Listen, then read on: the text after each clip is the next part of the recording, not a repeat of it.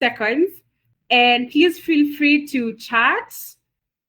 Let me know if you're able to speak, to type something, and then we'll also allow the microphone on when we start the Q&A session. For now, just check chat in the chat box. Tell us where you're listening from, how your day was, and what is your expectation for the day. Let's do this. You can't hear anything. Oh yeah, we're just starting. Please confirm that you can hear me, and then we can start. I can also see the speaker of the building. And yeah, amazing. I can see perfect. So you can actually hear me. That's cool. That's amazing. So I had said we'll start at 25. It's already 20:06. And just right about now, allow me to officially start the session. I think I'll just pray and then we start. And then we'll also have a Muslim close for us with a word of prayer as we continue. So let me just pray in 1 second and then we start officially. So let's pray.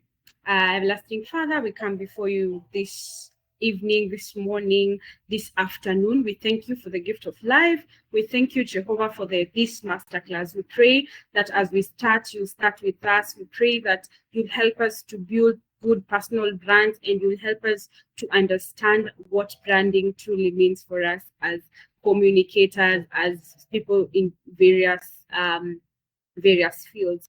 And we pray as we start, your spirit may go with us and our objectives will be met. In Jesus' name we pray. Amen. Let me know if you're also able to chat. Oh, amazing. Good to be here. Let me just read that in a few, then we start. Good, Emmanuel, good to be here. Emmanuel Gona from Kilifi. Walker from Malawi, so excited. I can hear you clearly. We can hear you. Thank you so much. Amazing. Colin from Zimbabwe, Yvonne from Kenya, Ayuhan from Ethiopia, Emmanuel Kansai from Narok, Kenya, that is, Brian from Cameroon, Annette from Kenya, Kingdom from Zimbabwe again, and Otim, I think Otim is from Uganda, yes. Haley, Wani from Uganda as well, and Marcy from Kenya, yes. Man, Josie says Nairobi, Kenya. Gloria from Kenya, Nairobi, Kenya. Kaigai, and yeah, amazing. Malawi, Kenya, Ethiopia, Zambia, amazing. I can see Africa is fully represented, and we are ready to begin. Thank you so much for finding time to join.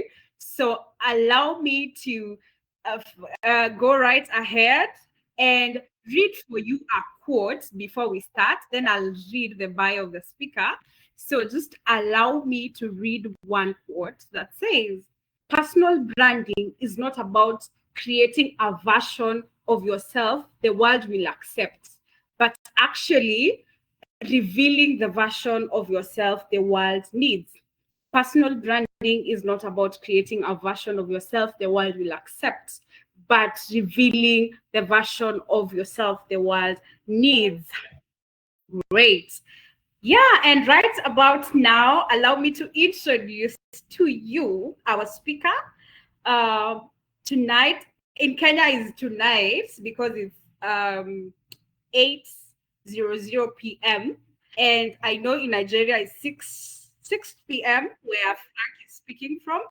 And just allow me to introduce Frankilin Alegu, our speaker for the first session on building a bold personal branding, a personal brand.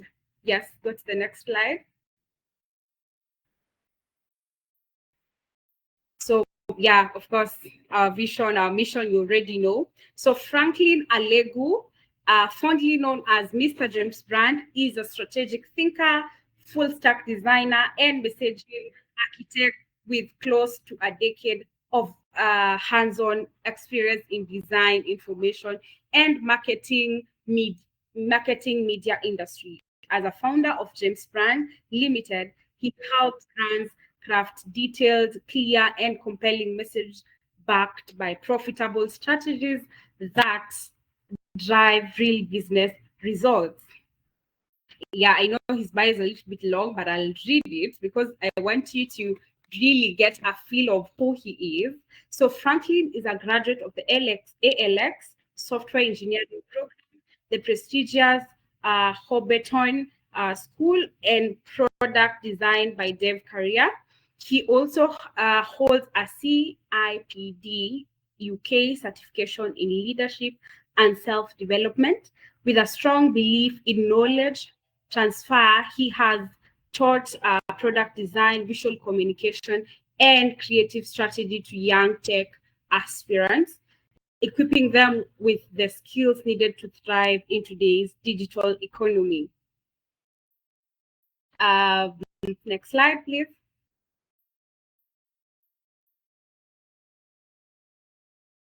Okay, I don't know. Yes, his focus lies in design and information communication, helping companies boost their brand messaging and sell ideas across production, marketing, and media environments. Franklin's approach combines aesthetic precision with business insights, bridging the gap between creativity and strategic growth. Over the years, he has worked with startup creatives, agencies, private companies, public organizations, and government-owned establishments, delivering solutions that not only look great, but work powerfully. He has contributed to projects across several industries, including real estate and property development, media and entertainment, industrial design, and product development, technology, and software solution, branding and marketing, communication, education, and training, particularly in tech and design, as well as e-commerce and retail. Just stay with me. I want to reach somewhere.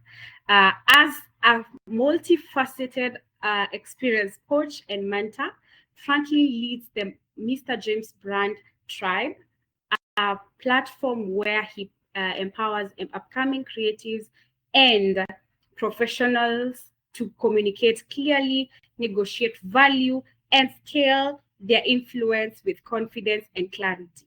Franklin believes deeply in continuous learning and self-development, striving every day to become better than he was yesterday. He lives a simple life, international lifestyle, guided by purpose, value, and the desire to leave a lasting impact through design, strategy, and mentorship. And now, ladies and gentlemen, with all the emojis that you can get hold of, please help me welcome Mr. Mrjamesbrand, all the way from Nigeria, to speak to us tonight. Hi, Mr. Mrjamesbrand. That is welcome in Swahili. Great. Amazing. Mr. Mrjamesbrand, are you able to speak? Great. Thank you for the emojis. Thank you so much. Continue introducing yourself in the chat box. Let us know where you're joining us from. I can see 83 of us, and I'm so glad to see all of you here. Mr. Mrjamesbrand, if you can speak, let me know.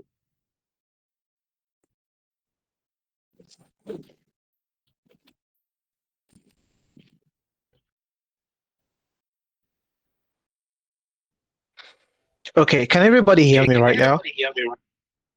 Yes, we can. Wow. Wow, that profile is so long. Shazi, how are you doing? It's good to speak with you once more. Well. I'm very well. Good to see you too. Okay, so when we read my bio, I kept on asking myself, who is this person? My goodness. Mm-hmm. Well, I think I would love to meet people in these sections. I'm just seeing some persons introducing themselves, and I'm like, wow, we have a lot of Kenyans on the platform. Cameroon, I can see you. Well, I think, Yeah. is it possible to have someone greet in Cameroon or something or their language? I just want to hear it. And I've not been able to speak with a Cameroonian for a while, so let's see Yes. Let me if we can do see. that. Okay. Feel So free. I want to get to know you guys. No, you've known me. You've read my bio. Some persons follow me on LinkedIn and some other platform. Amazing. yes. Looking at my website too. Amazing. So let All me right. meet Just you. I want move to to know you. Cameroon to just share in the comment section so that I can actually unmute you. Let me see. Uh, Cindy, I can see Cindy. Behini. Behini, I am going to unmute you so that you can greet us in the in Cameroon language. Behini. Let me just do that right now. Allowed to talk. Amazing. Yes. Behini. Yes, please. Go ahead.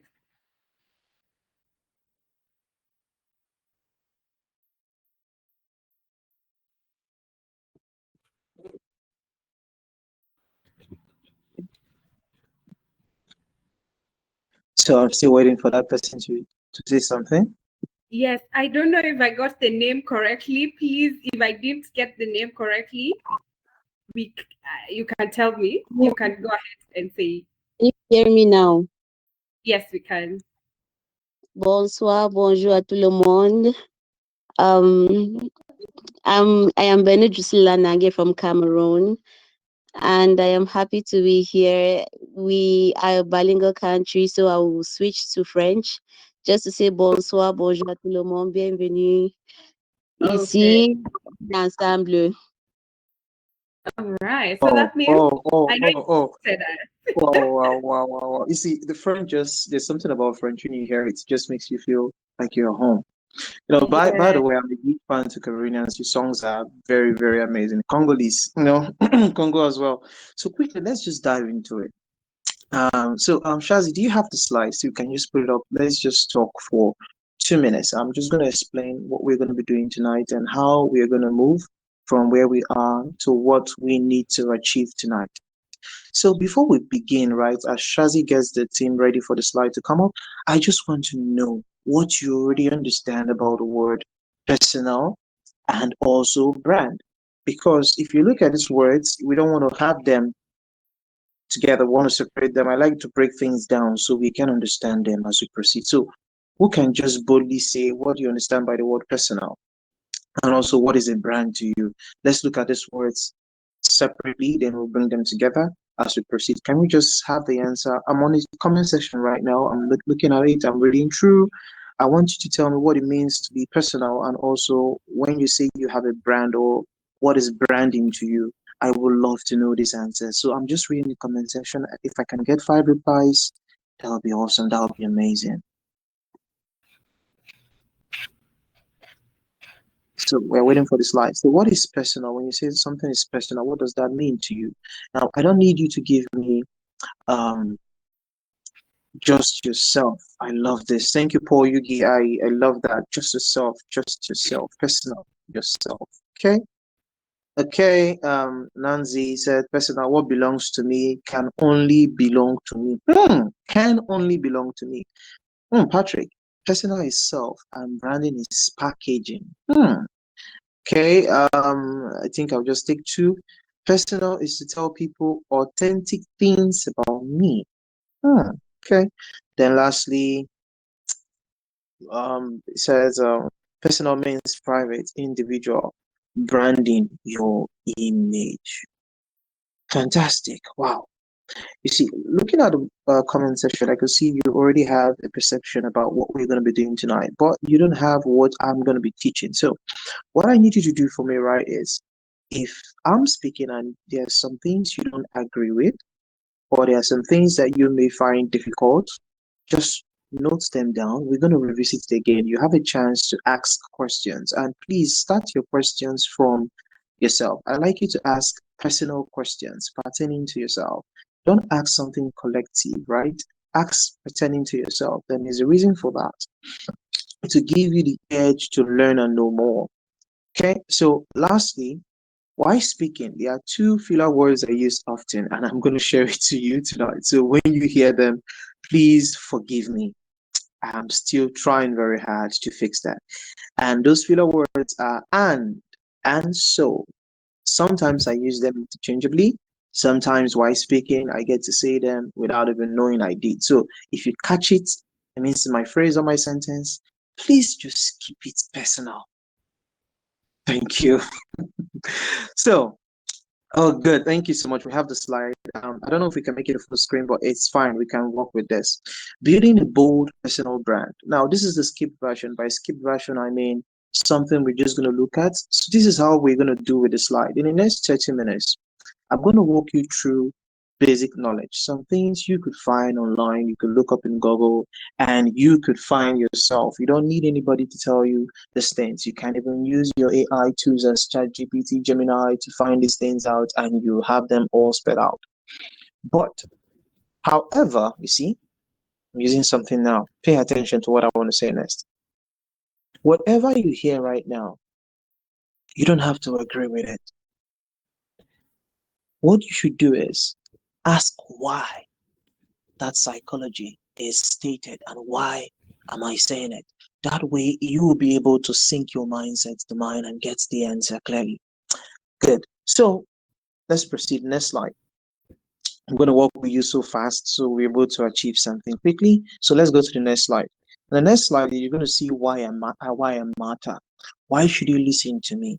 Why is this guy qualified to say something? And why am I even saying it at all? And why am I using this approach? Now, look at it. For nearly a decade, I have been helping businesses connect to their targeted audience, increasing sales, bring growth to their business through digital solutions. You see, these are things that we see online on people's bio. People use that as tagline. People pitch with this idea. These are their elevator pitches and everything. Well, we're going to scrap this because this is totally nonsense. You don't need this. What you need is why you're here, the questions you have aching your mind and boring your soul that you want to find answers to. What is personal brand and why do we have to introduce the phrase bold? The word bold itself, what does it really mean? Well, we're going to move in a slow pace, then we'll pick it up. Then I'll teach you my psychology on things. The next slide, let's look at this famous quote. Now, this quote is going to help you guide you. Also, we'll look at the table of content for tonight's session. So you're going to see what you'll be learning. And can we go to the next slide so they can see the table of content and what we'll be learning as we proceed forward? Okay, what we'll be learning today, we'll look at clarity of identity. I see people often talk about, hey, I am this, I am a creative, I am an expert, I'm a professional and I do XYZ. These things are beautiful. The way they put it out there, they spell it out. So professional. You know, the use of chat GPT writers on LinkedIn and even on Facebook. You people see, you know them with the M spaces they put, that is the dash lines. In computer science, we call it score that they put in your write-up. But that is not true. I've been using M spaces for more than a decade, and it's something that I love to use in my expressions. But will you fault me for saying that people think that when they see articles on Facebook, it's because it's written by ChatGPT because of the M spaces? I won't fault them, neither will I blame them. It's because some persons lack clarity of identity, so they just accept anything, do anything, become everything. You see, I'm going to share my personal experience on this as well. How I have been failing. You know, I love to fail. People call me Mr. Fail. What does it mean to fail? First, attempt in learning. I love to learn. If you show me something, I'm interested in it, trust me. I'm either buying courses or learning something out of it. That's my life. That's how I get better, by learning. So we're going to look at the meaning of identity. Why does your identity matter? How does it affect you in the long run? Then two, we'll look at how to build your identity through expressing your core values. You see, these are things most brands lack.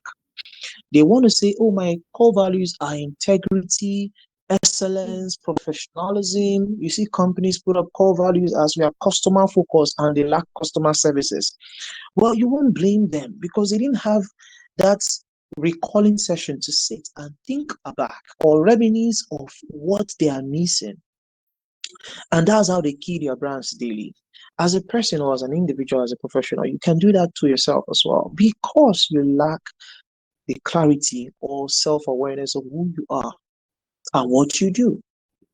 Number two, we're going to look at personal branding in terms of why it matters. Then we'll look at niche marketing.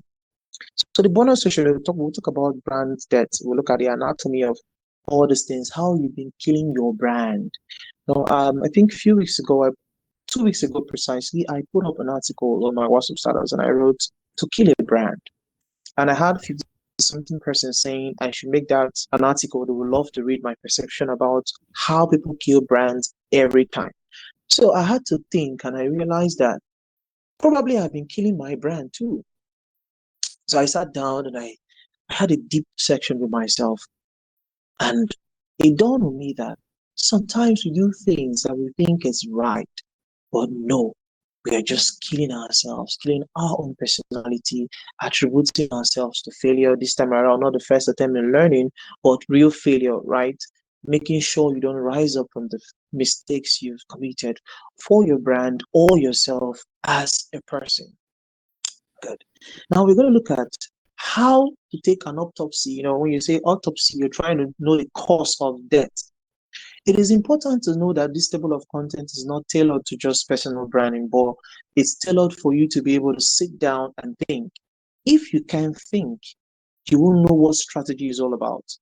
The art of war brought strategy, right? If you follow, you know that the art of war, if you read that book, it talks about strategy. But what is greater than strategy? You know the answer, leave it in the comment section. What do you think is greater than strategy? We have time. I'm going to just take one answer and we'll continue. What do you think is greater than strategy?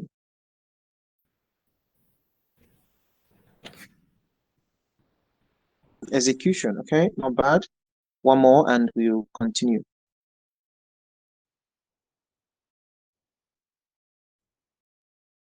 Time goal, okay.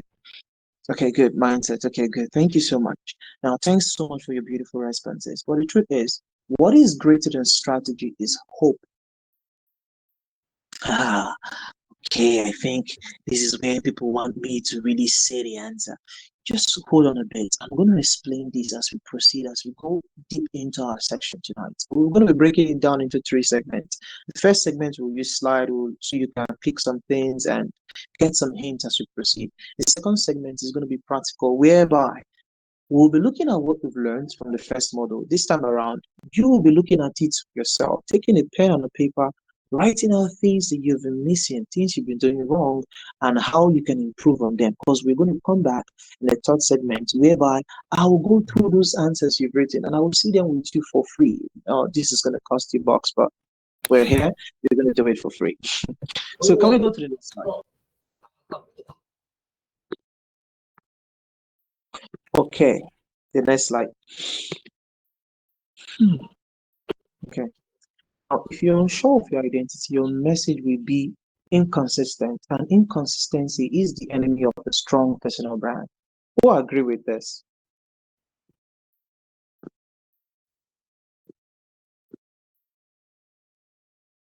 Okay, so who agree with this? That okay, so I need someone else as well. Who agree with this? I agree. Good. Now, can we go to the next slide so we can look at what it is to have an identity? Now, I'm not going to teach you what you know basically in your elementary, but I'm going to share something that I think if you do properly, you'll be able, like I said, you'll be able to to get something meaningful and the insight to hit you. So the word identity, if you look at it, it means your personal belief, your perception that has shaped your character, your habit, or your attitude. So the word core value is a principle based on your belief. So when you say, tell me your core value, what does that mean? It's simply saying a principle based on your belief. So the question is, what is your belief? Now, I put up here, I said your values are the principles that guide your decisions, behavior, and the way you show up in the world. They form the foundation of your brand. But why am I saying this and what does this mean? If you want to take action, you can't take action above the knowledge you already have. You can't take action above the experiences you gathered over time that forms your habit. I'll help you by saying this. People say experience is the best teacher. I beg to differ and I stand corrected. And please share your views on it on the comment section. I'll read it and I will just go from there. Experience is not the best teacher. While experience is a teacher, it is still not the best teacher. You don't need to experience a lot of things to know the effect of those things. I keep saying this to friends, to family, to loved ones, and my enemies as well. That experience is not the best teacher. Good. Why will I say that and how does that matter? It means that you can grow up gathering knowledge, hearing stories, reading articles that are not real, that are not true online. And this is where we miss out a lot on social media spaces. People post the glamours, people post the beautiful moment, they don't post behind the scenes. They want you to paint that perception in your mind that this is beautiful, this is working, this is great. Meanwhile, they are failing, their lives are not together, they don't even have an identity. They have identity crisis. They are not self-aware of themselves, their own limitation. They've not taken out time to really know themselves. And you see, when you give such people the ambience or the environment to talk about core values, the word core means a unit of life. It's the fundamental driving force. I'll say that again. Core is the fundamental driving force to any individual, to any entity or body. I'm avoiding using the word brand here for a reason because we're going to look at brand shortly. So the word core is the fundamental aspect of anything. Just like we always say, what is a cell? In biology, we define cell as something, right? Now we say the skeleton of the human body gives it the framework. So your actions are born from your ideologies. Your attitudes are born from the knowledge you've gathered over time, and these are your experiences. So you see, if you want to state the core value, you have to look at carefully from one sentence. Core value equals to principles you believe in, plus action you take, plus the purpose it serves. So we have the P, we have the A, and we have the P. What you believe in, those are the principle, the action you take, and the purpose it serves. That is, what is the result? What is the outcome of those things? I interface with people when they tell me, oh, my core value is respect, it's love and kindness, it's excellence, it's delightfulness. I was like, wow, I'm amazed and I'm blown away. But when I check their everyday lifestyle, when I check their actions and steps they take, it's so much far from or when I say it's not the synonym to that thing, it's actually the total opposite. It's like 5 and 250 from what they say. I wouldn't blame them because they don't understand the word action. And that is where we are always wrong. Can we go to the next slide?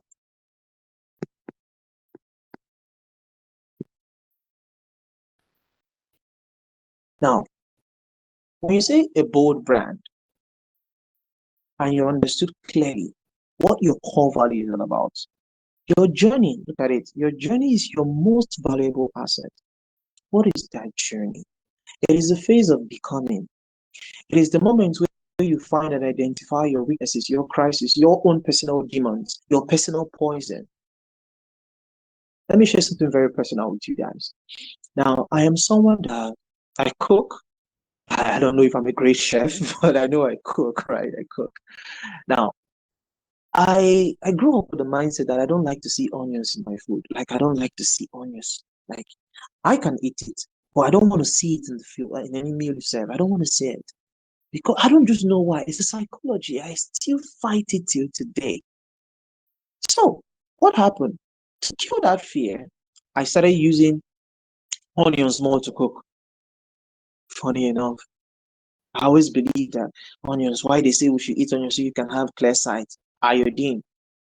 But I started realizing that that is really not true. Yeah, and we're going to talk more about nutrition later on, but let's talk about something very important, the journey. Now, my journey of not eating onions, how did that affect the personal brand? How does that even coincide to this string? Why is it important? Why am I even saying these things? You see, with boldness, I'm able to tell you that weakness because I found it myself. There are some times in your life that you go through things, people find things for you and they tell you, hey, what if you do this? What if you become this? What if you try this? Now, that is the journey. Those are the struggles, those are the failures that people want to identify with. You're not the only person in the entire world dealing with that problem. I'll say it again.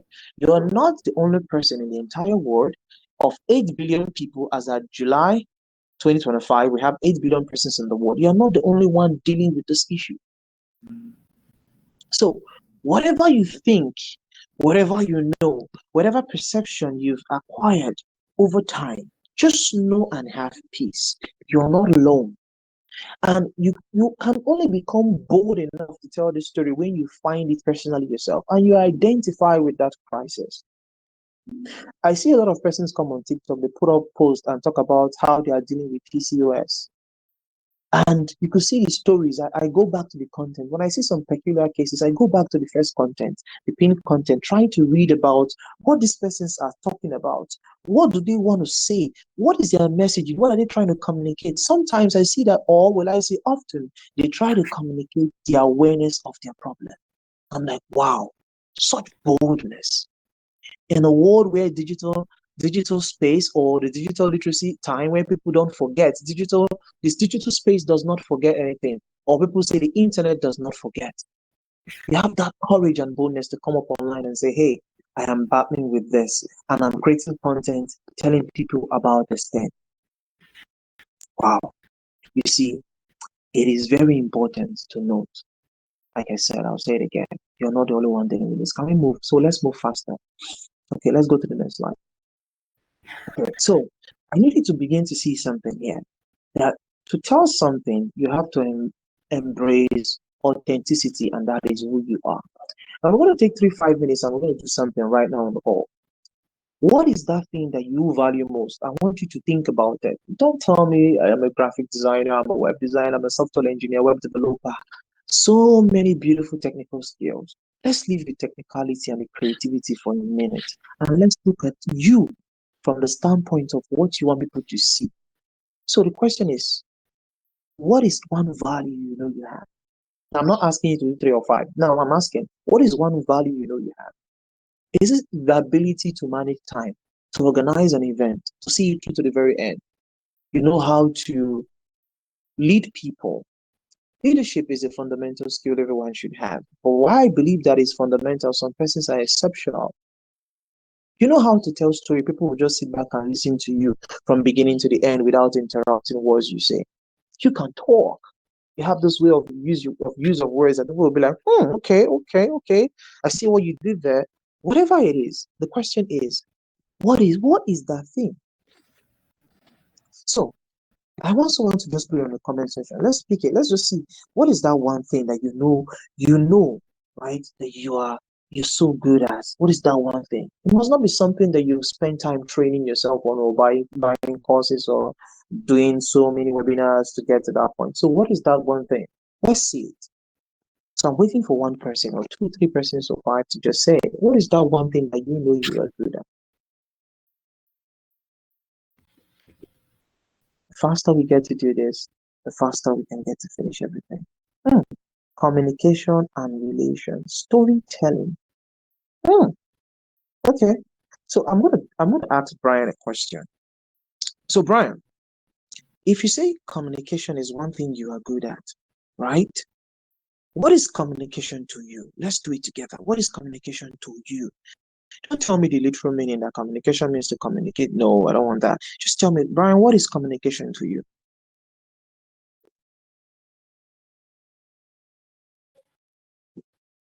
So I'm waiting for Brian to respond because Brian was the first person to answer, so he caught my attention. So Brian, if you can, I would love you to give me your answer. So Brian, I'm waiting for you. What is communication to you? So now, whenever anyone asks you a question, there are two ways. If you are slow to speak, it means you're processing your answer, right? Also, if you can't answer on time, it also means that you probably need to rephrase or think deeper on what you think you know. Kingdom says communication is empathy. I like that twist. This is the first time I'm hearing that. Okay, amazing. Well, I'm waiting for Brian's answer, but if Brian is not here, just miss the chance and a gift. So, what is communication? People say communication is the ability to pass information for someone to grab or understand what you're trying to say. See, communication will not be complete if the other party does not understand. And understanding is not based on your perception, the communicator, but based on the perception of the receiver. But Brian is not here. I don't know why. And I would have really loved to see his answer. So let's just go forward. Can we go to the next slide? Now, this is something we need to do. We need to get to the point where we sit down and ask ourselves intentional questions. Now, when I say intentional questions, I'm not saying you should just speak to the thin air. Ask yourself in the solitary moments where you sit alone and you're confined in a space, no distraction. Turn off the TV, turn off your phone, take a pen and a paper and sit down and say, hey, how do I define myself? Knowing your identity means you have to look at what you have internally. I'll say this, I'll say it again. The content most times does not come with great packaging. Why great packaging doesn't mean good content. So you have to start with understanding yourself. What do I do? Now, if you do this, you'll be able to now think in clarity. Now, I say think in clarity because of two things here. Now, I'm going to show you something. Permit me to cite the scripture. I am a lover of God and I love the Bible. As people call it, the good book. It's a foundation of wisdom. Now, it shows us a lot of things, right? If you have your Bible, I want someone to turn to Ecclesiastes 1 verse 18. We're going to read that. Okay? We're going to read that. We must read that. I want to show you something whereby I don't love knowledge. I used to love knowledge. I want to learn everything because Hosea 4 verses, my people perish for lack of knowledge. I was like, I need to get this knowledge. And I realized something that in order I get wisdom, okay, I need to apply this knowledge. Again, get understanding. Oh my God, how do I do this? To be able to teach or say something, you must have a depth of understanding. And the understanding is not coming from a place of exposure. It's coming from a place of you self-realizing where you failed. You can only teach someone a direction that you failed on. That is why I don't believe so much in people when they say I have a mentor and you are a speaker, your mentor is a writer. Why your mentor may have vast of experiences or knowledge in so many fields that are pertinent to speaking, and you want to learn how to speak from that person. Don't you think that person can be a role model, not a mentor? Because some persons want mentorship that is sponsorship. That's what they fail to understand. So let's go back to what we're doing. We are looking at finding our identity, and we talked about our core values is born out of a place of our action, our perception towards our action for a purpose. And to be able to define that purpose, we need to look at ourselves and tell ourselves the truth and start from a particular place where we can find what we do first with that thing we call value. Now, example could be, do you create, do you build, do you inspire, do you empower? Are you challenging by nature? I saw someone put it that when she walks into the room, she calls attention. Now, let me tell you something very important. Attention is the latest currency. You could see bank managers are jumping on TikTok. Now, TikTok has been banned in the in USA, and also there's a version that they can use that has been made for them. I think it's already out. I don't know, but the last time I checked, we were supposed to roll it out in September. So you see, attention right now is the latest currency. Now, what is money?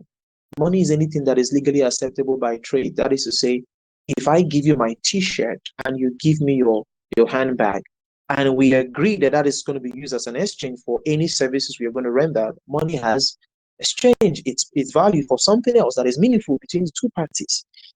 Now, we've explained so many things and we've said so much to get you confused. We just want to know what you do, how you do it. Can we go to the next slide? Start with identifying what you do, because what you do will create a room for the next question. Good. Okay, can we go? Okay, good. Now, what I do is to guide. Let's do something very basic. Now, what am I standing for? Why guiding people? What is the purpose of that thing? Now, Do I want to guide people to freedom? I want to lead them to doom. Now, Moses in the Bible was a good leader. I didn't say he was a great leader. I only said he was a good leader because his personality in the process had some fixings to do. But he was a good leader because he understood direction and he could take people through a path. So when people beckon on him to do something, he always go back to the person who has given him the strength or who gave him the strength to lead a certain people. But there was something that he failed to understand. Moses himself was an identity carrier. Now look at it. If you read the story from the Bible, the good book, you see that it was something that happened. Despite his background, where he was born from, everything about him, his uniqueness could not allow him stay put when he saw that they were trying to kill one of the members in his family household. By household, I mean tribe. Oh, see what I did there? Tribe. You won't get it. You won't get it. You get it such. You get it very soon. Don't worry. If you go back to my bio, you get tribe. So we're in one family, but we are different people. We may bear the same surname, different personality, and our personality affects our output. I'll say that again. Your personality affects your output, and if you can't keep your personality in check, your output will definitely suffer. Every good leader in the Bible had one personality deficiency. Name anyone, we'll find it out together. Every great leader understood that the deficiency is what they should speak from, what they should teach people on, because they've been able to conquer. We call that conquerors or victors of those issues. For example, if someone is a chronic smoker, loves to smoke all kind of tobacco or cigarettes, and he eventually won over through maybe rehabs or isolation or whatever method that worked for him. He is a conqueror. He has conquered cigarettes or smoking. Guess what? He is a great leader because he can teach you from what? Experience. Exactly my point. He becomes a good leader when his lifestyle is he's still struggling with that same thing, but he has not moved past it. Okay, so like I said, add a belief or a principle attached to that thing you know you could do very well. And that thing is something you have to find out yourself. People can identify those processes for you, but you have to call it something. Let's go to the next slide. Let's just move fast. We have a lot to cover now. I want you to see this. Look at it this way. Okay, let's stop here, stop here, stop here, stop here, stop here, stop here. Now, I want you to see something here. When I put up my intro about me on the first slide, I said, for nearly a decade, I have been helping businesses connect to their targeted audience, increase sales, bring growth to their business through digital solution. What do you think needs fixing in this? Let's see those who will get it. What do you think needs fixing in this statement? Be free, just be free.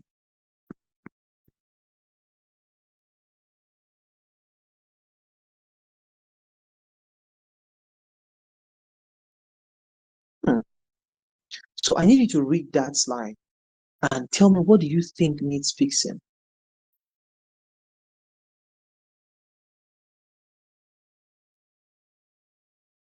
There's no right or wrong answer. So just be free to express yourself.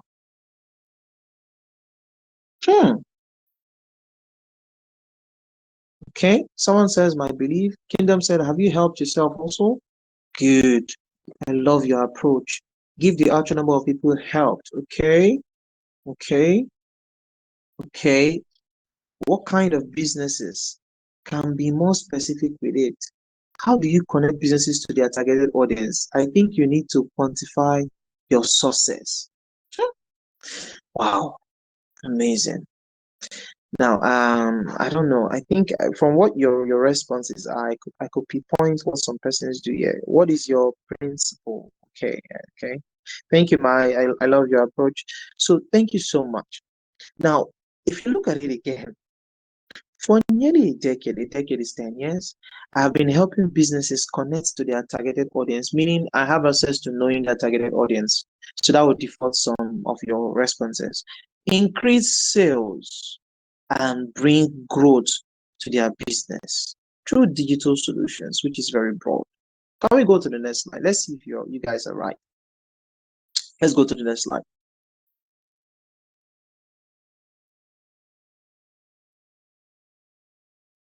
Now, let's break these things down and let's see it together. The action is empowered business to connect deeply, drive sales, and to take growth actions and all that.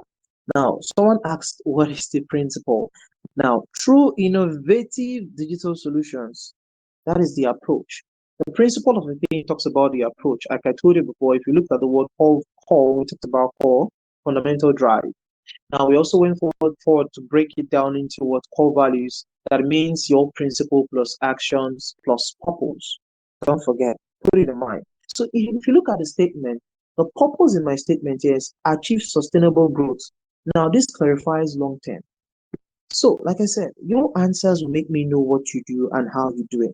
Seeing what you're replying with, it shows that most persons here are in for three things. You skipped step three, please. Oh, I did not. I didn't skip it. I said it, so we just have to move forward. Sorry, Wani. But we can always go back. Can we just go back to step three so everybody can say it? But we didn't. You see, I'm trying to connect it to you while I'm saying what I'm saying. But pardon me, I think I need to go faster because of time. I don't know. If you want to stay long on the call, you've got me with you. But if you feel we should wrap up this in 45 minutes time, I'm also with you. So I'm trying to ensure we get to the main thing for today. But I'm laying the foundation so you can pay attention, because if you miss out on details, it's very important. You grab every little detail I'm trying to show you here. Okay. So can we go back to like two slides? Let's go two slides backward. And okay, the next slide. Okay. We didn't miss this, did we? No, no, no, no. Go back, go back. Go forward. Go forward the slide on step three. Okay. I don't know. Can everybody say okay? Okay, okay, good. So I think after the class we can share the notes. You're correct. So we can also share the slide. Please, Shazi, you have my permission to share the slide to everyone on the meeting. They can have access to it if they have to. Okay. Yes, I was sure. Let me just go forward. So let's go a bit faster back to when we were talking about what was wrong and what I said when I introduced myself. Good, need facing now. We are here. Now we talked about the purpose. We've seen the purpose. Now, what if we take all these things, like those words, you see, drive growth, increase sales, everything connects to these, do that, and make it easy.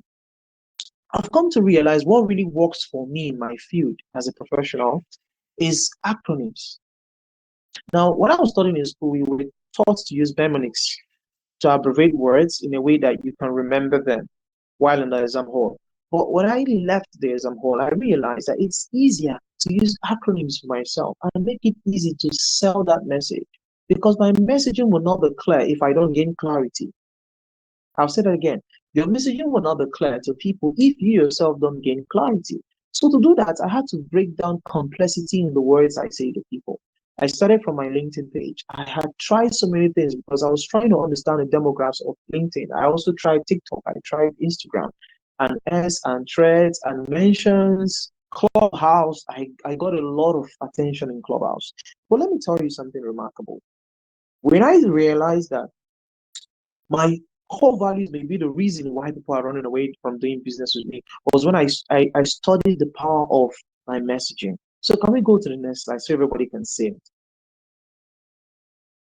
Let's go to the next slide. Now, look at it, follow me. The best way to keep your messaging concise enough is when it is clear. Now, authenticity is not about you putting yourself out there. If I cannot relate with you or connect with you, then you are not clear enough. The best way to do it when you're talking to people, when you engage with people, keep it short and sweet. How do you mean short and sweet? So for me to do that, I realized that my bio had a lot of so much technicality. The bio that was presented, if you read it, you're like, okay, wow, at some point, but if there's one line that will maybe that will catch your attention, or some persons who tweeted that line is everyday learning, out of everything. It was just one line that everybody kept on tweeting. I was following people on TikTok and some persons who were posting it on LinkedIn. I was like, okay, wow, okay. So learning every day is something that we're all interested, because if you stop learning, you start dying. So No matter the level of professionalism, no matter the height of qualifications you have, always remember your messaging should be as easy that a 4-year-old can grab it. Yes, you may have to explain. In your explanation, you can go into detail, but please keep it short and sweet. Can we go to the next slide so they can see what I'm trying to say? Now, I know you missed it, right? Let's go. We said this. Let's go. Now, I know you missed it, so I'm going to show you here. Then we'll go back and you see where you missed it. Let's just go next slide. Let's the next slide, please. Let's go to the next slide first. Don't have enough time. Now, no, you missed something. But let me just give the answer. If you look at what I said, just go back. Go back to after the title. Let me show them there. It's there. I put it there. Let's go back to the title. The second slide in your sheet. The second slide. That's from the very beginning. We'll be able to see something here, and that is when I said all the things about nearly a decade, I have been helping business connect to their targeted audience, increasing growth and sales and stuff like that. There was something I put up that I know because you didn't pay attention, and I'm very certain even the person next on the slide did not even see it. Now, why I matter? Thank you. This is where we need to be. Now, if you can zoom in, there's something that's blurred in the slide. Go to the left-hand side. Let's direct you. Now, look at it. I said, I help brands CGI. So, now, why is this thing important that I want to teach you tonight? It's because people communicate to you, but hide the truth behind the words. Now, and that is what personal branding is about. People want to see you from that process you are hiding. You see, I have a friend, he's a good designer. He made me believe and fell in love with designing. Guess what he does? He's a brand identity designer, so damn good at it. So I asked him, how do you design this stuff? I don't have time to explain it. There's no time. Really, he's always busy. There's no time. He works for international brands as well as myself. But guess what happened? One day I engaged with him. I was like, tell me your process. I want to know what you do because I think I'm not doing the right thing. He could not explain it.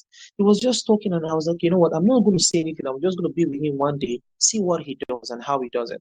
I was with him. I was watching. He kept on doing something. I was just paying attention, observing everything he was doing. So one other day, I told him, you know what? I want to record you do this thing. He was like, oh, okay, no problem. Let's use it as a content. I was like, fine, that's fine by me. We did that. This guy has about 150 something thousand persons on Instagram. Now, numbers don't lie, but this time they do. I'll explain what I said. So now, like I said, I have brand CGI. I'm coming. I want to tell the story. It's very important. While I was at it with him, we both realized something. He does not actually have a detailed process for any project he handles. All he does is interprets the project based on the mindset, and he looks at his skill set and see if he can do it. For example, if he's to sketch a logo, he looks at the tool he wants to use. From there, he looks at, okay, what is the outcome of this sketch? What do I want to do with it? How do I render it? Do I want to follow through the vector or a 3D approach? Am I going to do animation on it at the end of the day? These are processes that are not defined in all his projects because the peculiarity brought about the solution he uses in defining or solving that problem. Wow, I was like, okay, that means I need to know so much to be able to interpret solution based on skill set. How does this affect your messaging? If you're a skilled person like myself or you're a creative, people would easily follow you that are creative, wanting to see what you do, how you do it, love your result or your work. Now, there's a twist to this. You will gain popularity in your niche.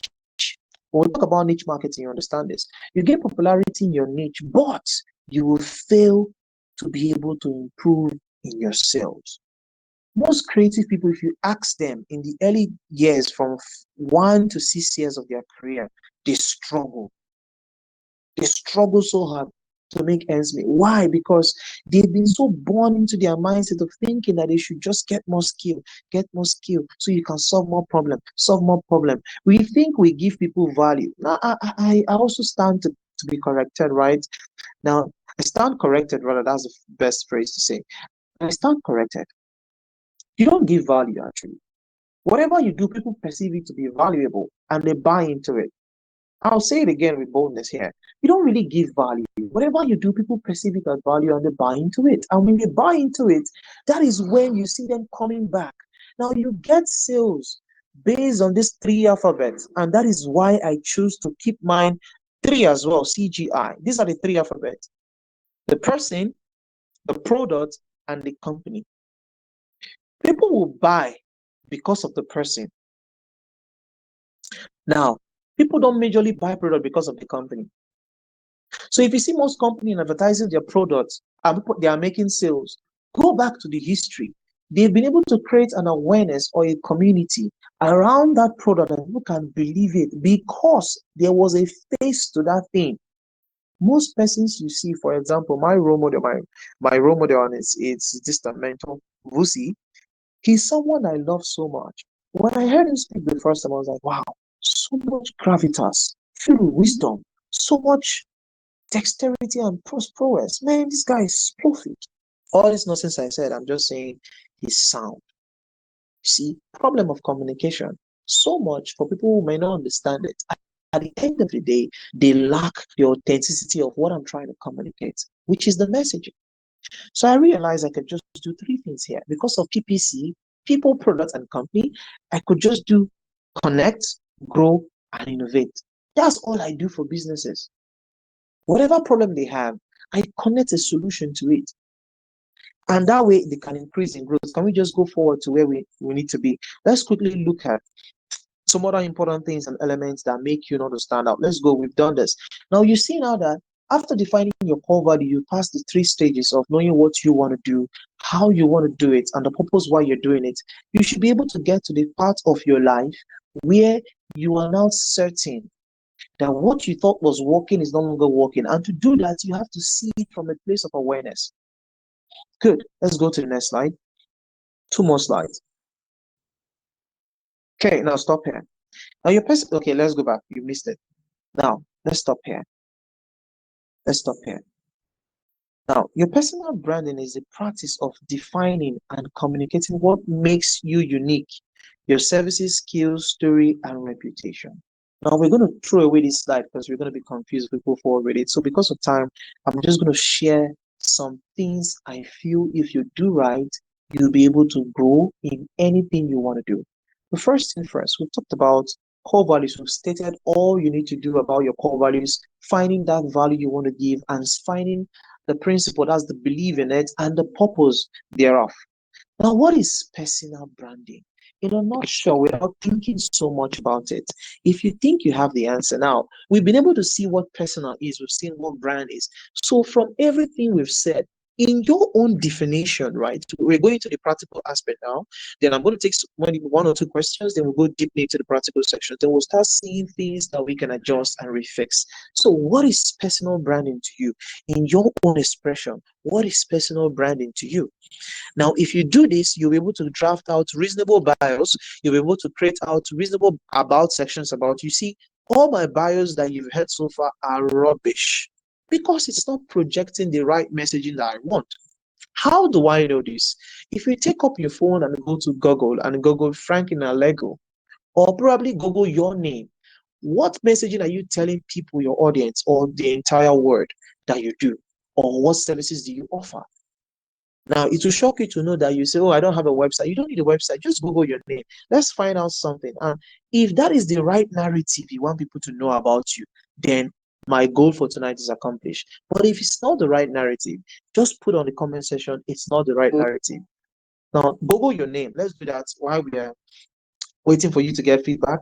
I'm just going to run you through some ideas that is very important. So Google your name. Just your name. Just Google your name. The way it is your legal name. Google it. And whatever you find in Google, put it on the messaging platform or on the chat session. I'm going to read two or three.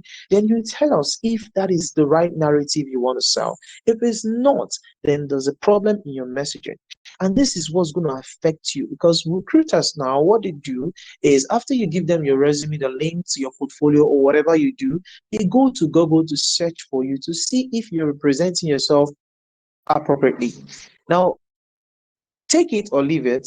If you're applying for visa in the United States of America, you will have to submit 5 years access to your social media handle. It doesn't matter. Now it does. It does. So you see, digital literacy is important. Understanding how to use digital platform, it's very important as well. So let me read quickly in the chat section. Okay, let's see. Wow. Paul is a dynamic communications specialist with a strong foundation in media production, graphics design, digital content. Oh my God, Paul, you have to do better. I was like you, and I'm fixing that. Okay, Sharon, I'm not going to talk about you because you own it so much. I can't even understand where you're going to now. Okay, let's look at Aliyah Mensa. Mensa is a communications and development professional in Kenya, recognized as a co-founder and BA. Oh my Jesus. Now, you see the problem with all these things. If I'm a recruiter and I come and see all these things about you when I Google you, I'll ask myself a question. These things you claim that you are good at, how does it solve problem? Now, you see, Paul is a dynamic communications specialist. What are the kinds of communications do we have? Paul, if you're a dynamic communications specialist, there is a problem with your expression. Now, first, it's even giving me the feeling that you may not understand the word communications. And see, I'm trying to quote what you wrote. Don't get me wrong. I'm not saying you're not doing it right. I'm not condemning your professionalism. I'm only stating from the narrative you posted here. Specialist with a strong foundation in media production, graphic design, digital content creation, and strategic. Okay, we ended there. Okay, let's look at Mensa. So, Paul, I'm going to ask you this question. What is communication to you? Now, what are the various kinds of communication? Which of them are you good at? Why not just put that narrative there? Paul is a dynamic communication expert. You just solved that problem in a sentence. Leave the specialist, leave your foundation in media production, graphic design, all those things. Those are PROs. You're trying to sell yourself. You're oversharing. You're oversharing. I just woke up from reality a few weeks ago and I realized that I have been oversharing. There's something called oversharing in social media platform where you overshare information thinking you want to make people see that you're an expert in that field. Too much of information does not make you a resource person. It makes you a confused fellow. I'll say it again. Too much information being shared does not make you a resource person. It makes you a confused fellow. And that's why your brand is not bold enough to say what they say. Now, you can say I'm a media specialist. How do you do it? I do it with this tool, with these services, with that, with those, with this, with this. The reason why is because, see, because of this so much resource information we share, recruiters just go to Google. For example, in my field, product designing, I cut across you knowing how to use tools as Figma, Sketch, Adobe SD, right? See what they do. Because people like myself create this problem we don't know. We come online. Hi, my name is Frankilin. Alegu. I'm a product designer, software engineer. I have technical skills. I have the ability to do this XYZ. I can use tools like Figma, Blender, Adobe After Effects, Adobe Suite Collection, like Photoshop, Illustrator, Affinity Suits. Wow. Cinema 4D, Maya. I can use Houdini. I can use. Oh, jeez. You know what I'm doing? I'm creating a problem without knowing I am creating a problem. Because recruiters will just, oh, we're looking for a product designer, but they're actually looking for a full stack designer. Now, I want to say this quote by a very good friend of mine. Now, this is the quote. And I know some persons may not be happy with what I want to say, but I'm just going to say it anyway. People cannot trust your reputation because you are dabbling. The word dabbling means you are everywhere. You can be so skillful, so good in your career path or whatever you do that people cannot employ you. See, people used to think that it's worse to say you are unemployable or you don't meet our criteria, you don't meet our standard. See, it is far worse to be told you're overqualified, we can't pay you. I've been there several times. I will tell you, it hurts because they say get equipped, get the skill set, get this, get that. You got everything, certifications, you got all the portfolio, and the company will just come. Wow, your portfolio is so amazing. The team love it, but you're overqualified. We just need someone that will just be able to do wireframe and low fidelity sketch. That's like saying you need a beginner that just opened Figma in the past maybe 2 weeks or more, and you sitting down there, you have 6 years, 8 years of experience. That's a slap. Now, does it mean now that your experience is invalid? No. There are companies who will come and look for that skill set, but they are rare. And it is the way you position yourself makes them find you. So if you position yourself as everything, as a generalist, you put yourself in more detailed problem. In 2017, I worked with a UK-based company, and how was I able to land that job? I didn't even apply for anything. I just put up my status. Then I was always sharing two things on WhatsApp. What I was doing with Adobe SD as a UX designer. Product design is just a title that companies give to make it look fancy. It's the same thing as a UX designer. So I was putting up information there, how I build mobile applications and websites. I was just posting it out for people to see, and someone said, "Hey, can you do a UED design, that's user experience design, for my project?" I said, yes. We are taught to say yes to everything until it starts choking us in our throats that we can't swallow that bone anymore. I was in that position. So I said, yes. So, okay, good. Do you know how to do motion and interaction design? I was like, yes. Do you know how to do this? I was like, yes. My mind, this was my thinking. How hard can it be? Right? It's not just to drag and drop, connect the dots, the variables, the components, and just use your smart animate and just animate it. It's just work, right? It's also was there, nothing. That was when I knew about design system. When they kept like, hey, James, can you share us the library assets so we can go through your design system? I was like, design system, what? Is it not supposed to just be connecting button to make the button move and interact and just see it and get the ball? Oh, yeah. So I spent 5 days moving around, running from friends to friends, asking for help, and they keep telling me, "Oh, I don't have time. Oh, just Google it, YouTube it." When I YouTube, I realized some of those things they were asking would take me weeks or months. And what did I tell them? Oh, it's ready in 5 days, and that was my mistake. And I went back and I said, "Hey, I think I can't deliver on this promise." And you know what they told me? We know you can't, but we just want to be sure that we are not doubting your potentials. Clarity in messaging affects communication big time, big time. So that job taught me something.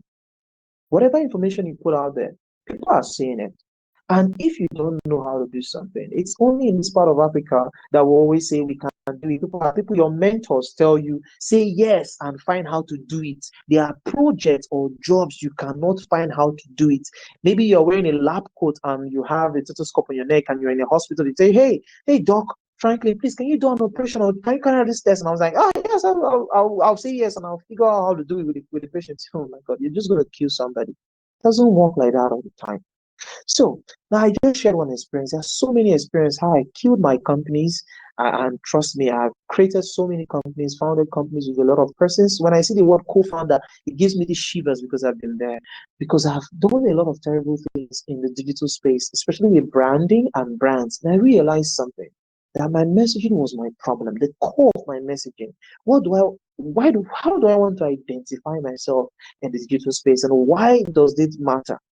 Now I'm going to give room for your questions so that I can just not, I'm just going to give room for your questions, and I'm just going to go straight to the practical with you, live with your brand, your thing. You can just ask the question, I'll give you the answer straight up. I just don't want to delay so much in helping you find solutions to the mistakes I've made in the past. I work with a media company in the United States, a broadcasting firm, and also a news company. I can't disclose the names of NDA. Now they told me something that was amazing. Now the reason why they exist is to just create a feeling of hope in their listeners. I was like, just like that. She was like, yeah. The lady was like, yeah, just like that.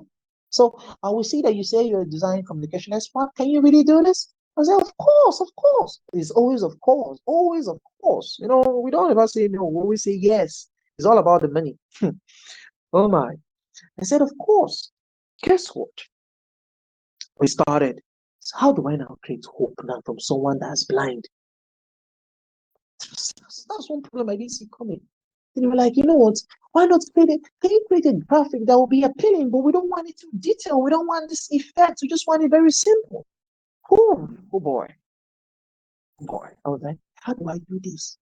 2017 to 2021 was filled with a lot of problem that I created for myself because I was trying to be everything. I thought being an expert would be have all the skills. There are so many certifications that I can't even remember I had. Sometimes I buy the course like 2 or 3 times. I've done this training. Okay. Shouldn't go back there again. Okay. Because I was trying to learn everything, be everything, know everything until I stumbled onto Ecclesiastes 1 verse 18 that talks about too much knowledge will make you suffer. So you just be suffering, thinking you're suffering and you are dying. People who make so much don't do so much. I'll say that again. People who make so much in life don't do so much. They do one thing that much. See, if you are not an expert in your industry right now, you're not taking the lead. Just let me tell you without mincing my words, you are in the wrong field. You're gonna disagree. You want to fight with this because you've read, you've gotten, you had first class, like myself. You've done all the trainings. Come on, if you are not commanding authority right now in that field, it's because of your personal branding and you are in the wrong field. How do I know these things? And I can prove it to you on the call. If you want us to do this, we can. It's easy to find it out. So now, how does this all these things I've said affect your personal brand? I'll bring it to your hot here, then we'll ask questions, get it practicals, and we're done for today. Now, how does this affect you in the long run? Someone who says a chef and they ask you to cook the Nigerian jollof rice, or maybe the Ghana jollof rice. Just put any of your continent and add jollof to it. So, in your country and add jollof to it, rather. So, Nigerian jollof rice, and we both know one key ingredient is rice. And I see you slice potato. You are adding flour. You're adding palm kernels. I already know that's doomed to fail because that's not how to cook jollof rice. I'm like, okay, are we safe? Are we eating or baking? Are we cooking or baking? What are we really doing? Are we going to eat this food or not?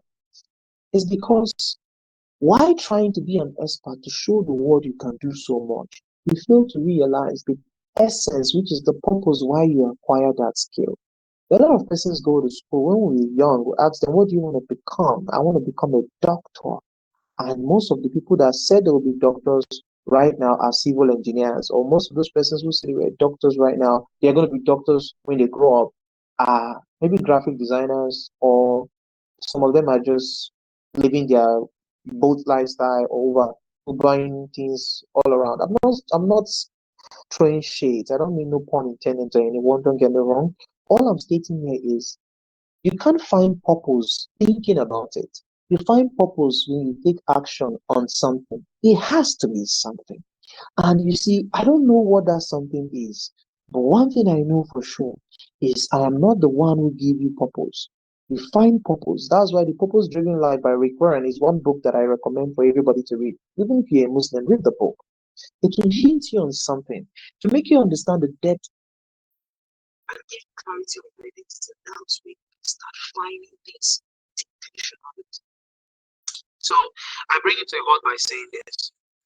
You cannot go so far by doing everything. You can get so far by one thing in a way that everyone has known about it.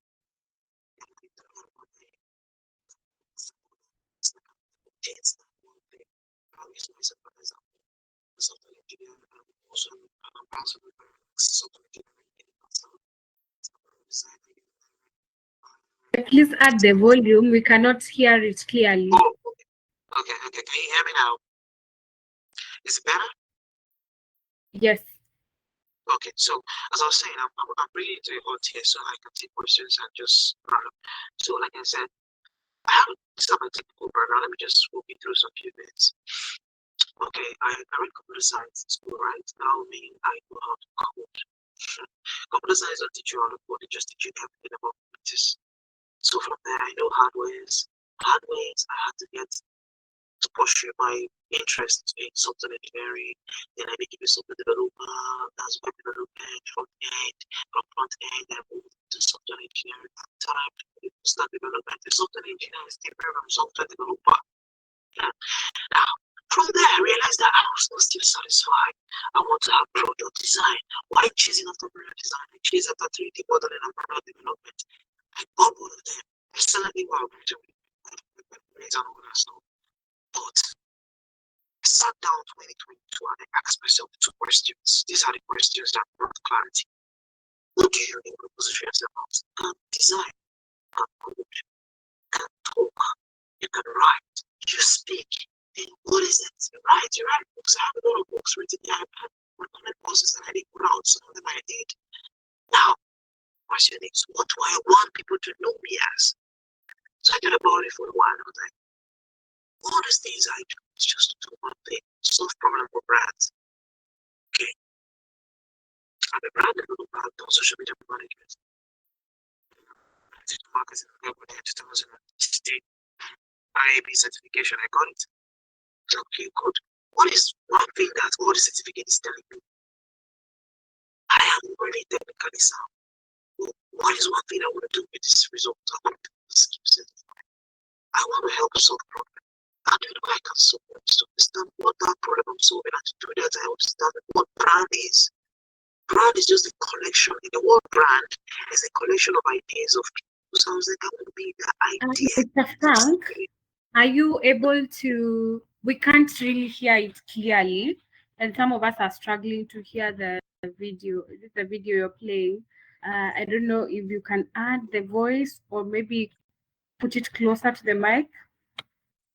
Okay, I am on my mic, right? I think maybe is the way out on me. But can you guys hear me better now? Yeah, but you're still very far away. I don't know what's happening. Now, hold on a minute. I think I'll fix it now. Okay. Yeah, so let's just bear with him in a few minutes.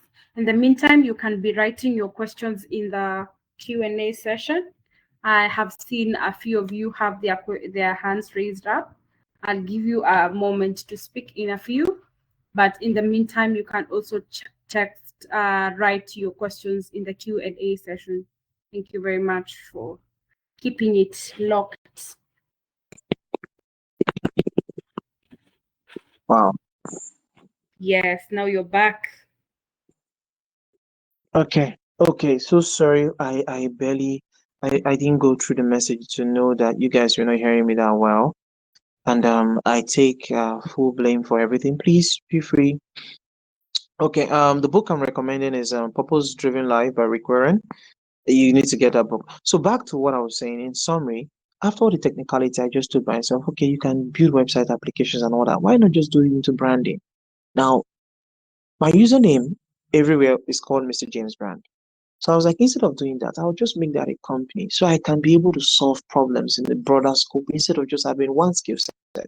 And that was what formed the company, Mrjamesbrand, a legacy for my father. So you see, ever since I did that, I got access into three big organizations in Canada, one in the UK, and also in the United States. And they all had one thing in common, but different location. So branding gave me an access to solving those problems. Yes, I have technical expertise and technical experiences, but my interpersonal skills was what came forward, not just what I was doing that I thought was working. So to build bold branding is not just to be authentic. Take away bold. Maybe that word bold, the phrase is making people confused. Personal branding is about you, your clarity, your messaging. If you see it like this, whatever you do, you tell your story, you talk about yourself, your life, everything makes sense. I'm not going to be giving so much formulas because I will tell you to do your UPV, your PPC, your BD. No. Leave those things. They are not necessary. They are just lyrical terms that people use to confuse you the more. But now, get this from me. Personal branding, building a bold personal branding is not just to be authentic. It's about your clarity in your messaging. How clear are you that even a baby will read it and understand? So, because of this, I went back to my LinkedIn. I looked at my bio, especially my about me, my LinkedIn. I was like, hey, wow, I am Franklin, right? I help brands connect, grow, and innovate.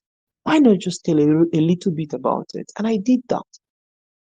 Before I joined the call, before Miss Shazi called, I had a conversation with a friend, and he was like, I just read your new bio and I loved it. I was, oh, thank you. What happened to the old one? I was like, you can have it.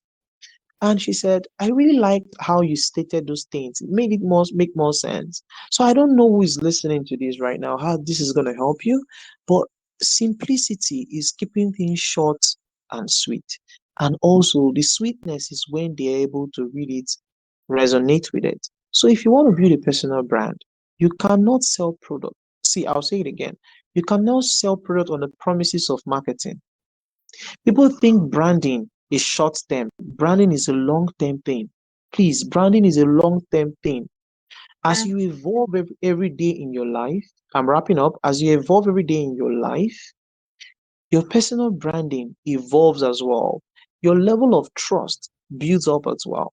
Your level of assets, your net worth, your network, all these things are born from the perception of your personal branding.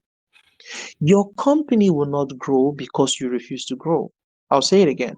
Your company you're starting out right will not grow. You will not get collaborations down to whatever part of the world you are trying to because people cannot have that personality effect from that brand. And it has to be born from you as an individual and your ability to channel your messaging right. So if all these things does not make any sense, one thing that will make sense now is fix your messaging. How do you want people to gain good narrative about you? What narrative do you want to tell for people to be able to identify with? If you have that sorted out, trust me, you've solved 85% of your challenge. The rest things will just be how you tell it on the platform, when you tell it on that platform, and why you tell it is the purpose why you have that personal branding. So, any question, feel free to ask. I will take time to answer it. mm, Maybe I can read for you a few questions in the Q&A session Okay. with Frank. Yeah. Let me see.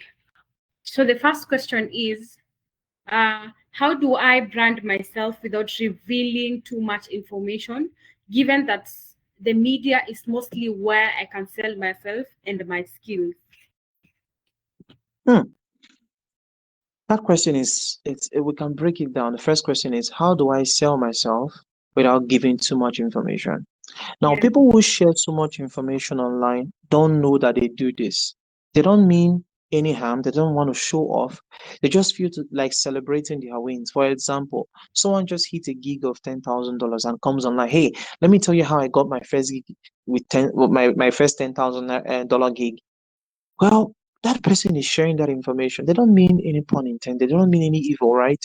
Yeah. But in Nigeria, the tax clearance will just be looking at you. Mm. Wow, wow, wow, we are coming for you without a 3%. Oh. Don't worry, we are coming for you. It happened to one of our TikToker called Pella. He went online and said he makes almost 36 million every week. Amazing. And the next 2 months, they gave him they gave him a fine to pay 36 million annually as tax. Well, if I did the calculation with 12 point something percent, it's actually about 300 million is supposed to pay every year. But I don't know how they give him 36 million. So he should be grateful. He's the first person paying that as a TikToker in Nigeria. Now he's complaining. He's nowhere to be found anymore. But you see, the truth of the matter is sharing so much. How do you know you are sharing so much? By the time you no longer feel safe. So you don't need to get to that point. So let me explain by saying this. I think in 2018 I lost someone dear to me, and I was always posting talking about life I love motivation a lot. So I was posting about it, and I didn't know I was for the past 2 months after her burial, I've been talking about her on my Facebook wall. Everything I do will always end with her. I even had to release a song because of her. My first single. Oh, I sing actually. So I put that out because of that person. I didn't know I was oversharing. Someone now reached out to me. I was like, guy, rest every day, every day, every day, every day, every day, every day, every day, every day. Do I mean to share that every day? No, I was just writing based on my feelings. So when I read it, I was like, wow, wow. I saw my dad commenting on almost everything, saying the same thing. Hope you are fine. Hope you are fine. let's go, and God is going to do something. I said, don't worry. You see, he was trying to console the problem by trying to speak to me, to see that my feelings are being affected by everything I do, but I couldn't say it. So now let's go back to the second thing she said. Can you read the question again? Let me pick out something that she said and quickly deal with it. Yeah, I'm actually projecting it. I don't know if you can see it from your end. I'm only seeing me speaking. I'm not seeing the projection yet. All right. So how do I brand myself without revealing Okay. too much Okay. information? How do you brand yourself? Mm, I said it before. Keep in mind, you are not the only one with a peculiar story. By that, I mean your story is not so different. There are people who can resonate with you. So the first question is, are you daring enough to come out to digital space and say what you say and not be used, and those things will not be used against you and you will not feel bad about it? These are things I always say, they are basic. See, I'm going to use a basic approach for all these things because I don't want to go into theories or literal words that will confuse you more and make you feel, oh, there's so many complexity in this. And it's not. There's just simplicity. Simplicity is key here. Now, how do I brand myself? mm, What industry am I really good at? Or what industry do I want to be known for? There's this lady that said if you put up 60 posts about a particular topic, people will see you as an expert in that topic. And she was right. I tried it when I talked about digital marketing in 2011. I did blogging for almost 3 months. I wrote about digital marketing. In fact, there are news bulletin that carry one of my article. In 2017, I wrote for Opera News. If you check 007 Tech Logic, you'll see my picture photograph there. I was one of the writers for Opera News before OPay as a digital fintech app came out for us. They used OPay to pay us salary every week. Then I stopped writing when I realized the news on Opera News was faked. People started posting rubbish about Kobe Bryant's death and everything, all those stuff. It became problematic because I could not find that authenticity anymore. People were trying to write to make money from Opera News. So OPay was no longer used to pay us anymore. So they opened OPay up for logistics company. If you're in Nigeria, you will remember this, that OPay then, if you want to take bikes from a particular location to another, you spend as low as 400 naira, where boats will take you for 2,000 naira. So it was how's how OPay evolved into being the major fintech app in Nigeria at the moment. I don't know about Kenya, but I know about Nigeria because I was once a writer for Prime News. That was how they paid us. So keeping it simple, the best way to brand yourself is to tell your story and find a niche that story connects with. So what is my story? I'm a creative. So creative, in what aspect do I do this creative thing? So when I find it, I'll go there and find a niche that can be tagged. So that's what niche marketing is about, finding one thing that I'm good at and focusing on that part. So if I want to tell people to position myself, I need to have the messaging sorted out. So sort the message out when it's clear enough and you know this is what you're really interested in doing, then start saying it. Trust me, people will connect with your process more than they connect with your expertise. I'll say it again. People connect with your processes more than they connect with your expertise. If I go online and say, hey, I am a medical doctor, I save life. Okay, simple enough. And people are seeing me posting content talking about the results factor, how those who are going to get married should look into it. If the man is negative, how it's going to affect the woman if she's positive, stuff like that. These are common things, right? I don't need to come and say, oh, the results factor, this is divochlorif. I don't need to state those grammatical literal words. They are confusing. That can be said to people in my field, my professional level and mates. But when it comes to digital platform, we know we don't want to see. We know you have gone to school. We know you read the books. Why not just say the words so easily by just saying, "Hey, I'm a doctor. Let me tell you how you've been killing yourself daily. Don't do this. Don't do that." You see, a Aproko doctor in Nigeria per se, there's something about him that he was unique about. It tells you those things that doctors know. It gives you the scientific name, but tells you in a way that you understand it based on the symptoms you experience. And that is what we call simplicity, simplicity at its peak, being short and sweet. So that's how you brand yourself. Just look at yourself and tell yourself, hey, I want to tell this messaging, but I want to be clear about it. Be very brief. You don't have to say so much. Then show people every day or as often as possible how you do it, why you do it, and What are the failures you encounter? Because that weakness is what someone will connect with. Hey, I was trying this thing too, and I failed at it. Try it this way. Most of the recipes I can cook I learned them from TikTok. There was a day I bought egg. The egg white was good, but the yolk was not properly cooked. And trust me, I did it for like 4 times. I was like, come on, egg, come on, egg is so simple. I went to TikTok and I asked how to boil egg. I saw different methods. And I realized I was not alone. Someone commented, I tried this other method, it did not work. I tried this, it worked. I followed suit. And I tried the other method, it worked. So I started using that method. Want to know, go and check it out too. You find the method. So the next question.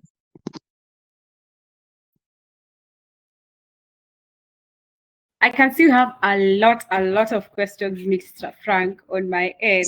Let's see if you can do I'll 10 fast. Okay, all right. Because I can see we have a few minutes remaining. But let me go to the second. The second one is, if I outline my skills on LinkedIn, which are interrelated, is it wrong? Sorry, come again. If I outline my skills on LinkedIn, which are interrelated, is it wrong? No, it's not wrong. See, Okay. let me tell you the truth now. Let's go back to what I said before about my LinkedIn page, why I am trying to fix some things, because I am on the process. I'm not telling you what I'm not doing. That's not who I am. I'm not that professional who come and tell you, hey, you know what, do it like this, and you're watching me. I'm not even doing it like what I'm saying. I don't do that. I preach what I do, and I do what I preach. So this is it. I will tell you for a fact, because there are many things recruiters are looking at. When you position yourself in your personal branding, talking about your processes, people get to see it, they connect with you. You build awareness with people who are interested in that field. But recruiters will not just come and look at the field or the tools you have or skill set or services you offer. When they put up ads, they are specific with their requirements. You see, sometimes they'll say, if you have additional this is good. Check it. The problem statement that they make most times, does your content on your page aligns with it? That's the first thing. Let me give you a hint for those who are creative like myself. So when I put up posts on LinkedIn, I just go watch and see. I've been test running for the past 8 months on LinkedIn. What I've been doing is I post sometimes, I give it like 1 month so the demographic can reset itself. I'll come back again. I'll make another post. What am I trying to find? I'm trying to find the sweet spot. I realize that almost every day I get people who are in the creative space trying to connect with me. So I asked one of them, why did you connect with me? So I can see you know how to design. I checked your portfolio, awesome work. I was like, I don't need designers or creative to connect with me. I need recruiters to see that I can solve problems. So I went to all the job openings that they are putting up. I started looking at the requirements. Do I have content or does my portfolio or profile suit that preference? That's the first solution for me. So it can be for you as well. So your skills may not be the challenge. It is what you say, the messaging, and how you communicate that thing with your process that matters. And I'm saying it with the honest truth from my own personal findings. Because the recruiters put out informations that they need solution to. So if your profile naturally match with it, they will reach out to you. I have a friend told me that she posted something on LinkedIn. Her name is Stephanie. Stephanie is a graphic designer. She has been designing for like 3 years, and I've been designing more than her.